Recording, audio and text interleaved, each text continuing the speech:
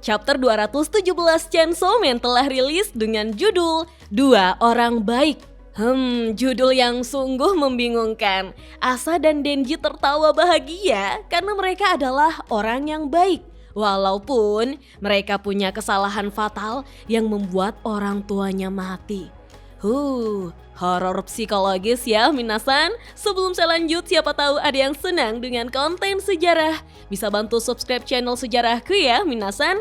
Linknya ada di deskripsi. Diawali dari Ibu Asa yang berhenti berlari setelah mendengar Asa yang memanggilnya ibu. Kemudian keduanya saling memandang dan berpindah tempat di mana ingatan Asa membawa kita pada timeline ketika ayahnya meregang nyawa di dekat sungai yang jauh dari kota. Terlihat ayah Asa sudah kehilangan kaki kirinya dan mengerang kesakitan. Sementara Asa yang kala itu masih kecil hanya bisa shock dengan situasi yang dialaminya. Kita pun diperlihatkan ada devil kecil di sebelah Ibu Asa ya. Di sini wajah Ibu Asa tidak berubah seperti chapter 102.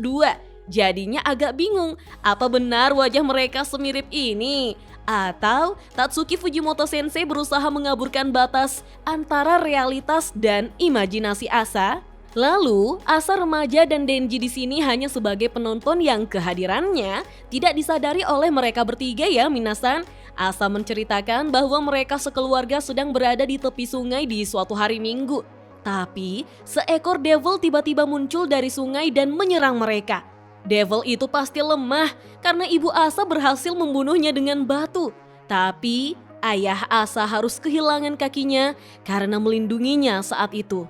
Ketika Asa kecil kena mental dan dia membeku, Ibu Asa memanggil namanya dan mengatakan bahwa dia akan terus menekan kaki ayahnya. Jadi, Asa harus pergi untuk memanggil Devil Hunter. Asa terlihat tak bergeming karena shock, tetapi teriakan ibunya yang memanggil namanya lalu menyadarkannya. Kita pun diperlihatkan Asa yang sudah kembali ke perkotaan yang penuh dengan polusi asap dan gedung-gedung pencakar langit. Dengan kemegahan kota yang diperlihatkan, Asa justru berlari di gang sempit dan lagi-lagi tersandung sampai jatuh di saat genting. Melihat dirinya yang membawa kebiasaan jatuh di saat genting seperti itu, Asa remaja justru mempertanyakan, "Sampai sekarang, aku heran kenapa aku bisa lupa." Beberapa saat kemudian, Asa kecil telah tiba kembali dengan membawa para Devil Hunter yang mengendarai mobil dan memanggil ibunya. Namun, ia mendapati ibunya yang tertunduk dan terlihat menyeramkan. Ibu Asa tampak sangat mencurigakan karena posisi devil yang menyerang mereka berpindah. Begitupun dengan batu besar yang tadinya Ibu Asa pakai untuk memukul devil itu, kini terletak di samping kepala ayah Asa yang menyisakan kepala ayahnya yang hancur, bocor, darah yang berhamburan, dan ayahnya tak lagi hidup. Asa kembali syok melihat itu semua. Memperhatikan batu yang tampak berdarah di sisi atas dan sisi bawahnya. Dari pengamatannya, Asa kecil mengambil kesimpulan bahwa ibunya lah orang yang membunuh ayahnya. Yah, dialah pelakunya. Tapi kenapa? Ketika keduanya telah kembali ke apartemen, keduanya terbaring di futon tetapi tidak saling memandang. Mereka saling membelakangi. Namun sekalipun lampu telah padam, Asa benar-benar tidak bisa memejamkan matanya. Dia terus teringat dengan kejadian yang dialaminya. Bahkan untuk menangisi kepergian ayahnya pun Asa kecil tidak bisa. Tapi kemudian Ibu Asa mulai memecah keheningan dengan mengatakan pada Asa bahwa Asa sadar kalau ibunya lah yang membunuh ayahnya. Tapi dengar, kalau ayahnya hanya kehilangan satu kaki, uang asuransinya pasti kecil. Sudah cukup buruk karena ayah Asa tidak bekerja. Hidup hanya akan semakin sulit. Tapi, kalau dia dibunuh oleh devil, maka mereka akan mendapat uang asuransi yang besar. Dan bahkan, Asa bisa sekolah SMA. Lagi pula, dia selingkuh. Mendengar itu, Asa hanya bisa terdiam dengan matanya yang berair. Asa remaja lalu menceritakan pada Denji kecil bahwa dia tidak tahu apakah ibunya orang jahat atau tidak. Tapi memang benar, hidup mereka menjadi lebih baik setelah kematian ayahnya. Yah, ayahnya selalu mabuk dan terkadang dia bersikap kasar.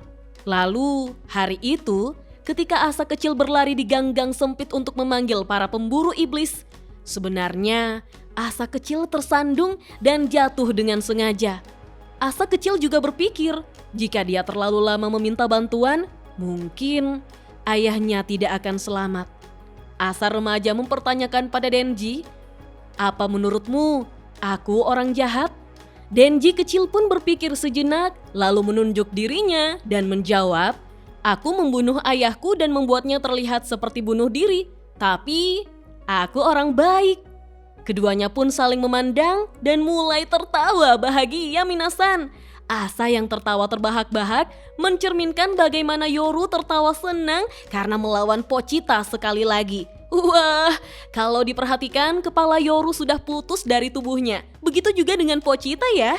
Pertarungan ini tidak terlihat akan berakhir, bahkan terus berlanjut. Karena keduanya tampak setara. Namun sudah berapakah nyawa yang dikorbankan dari pertarungan ini minasan? Mungkin ini salah satu halaman manga paling puitis yang pernah saya lihat. Denji dan Asa tertawa terbahak-bahak seolah mereka orang jahat. Mereka saling terikat soal bagaimana mereka membuat ayah mereka terbunuh. Sementara di dunia nyata, perwujudan dari devil keduanya yaitu Pochita dan Yoru tertawa terbahak-bahak juga dalam tarian maut. Benar-benar menunjukkan bagaimana mereka semua kehilangan empati dan emosi manusia normal.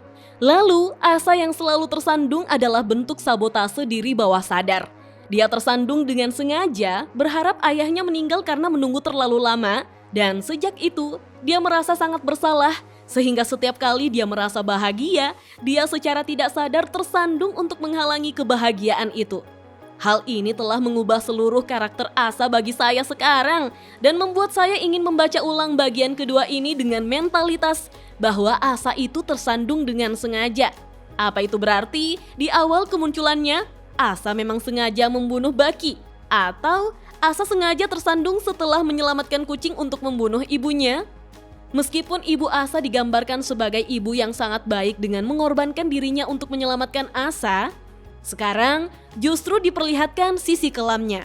Ya, manusia memang punya sisi kelamnya masing-masing yang mungkin kita berusaha sembunyikan.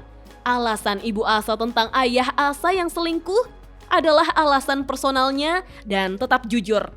Alih-alih menutup-nutupinya dengan kata lain seperti dia berbahaya atau kita lebih aman sekarang.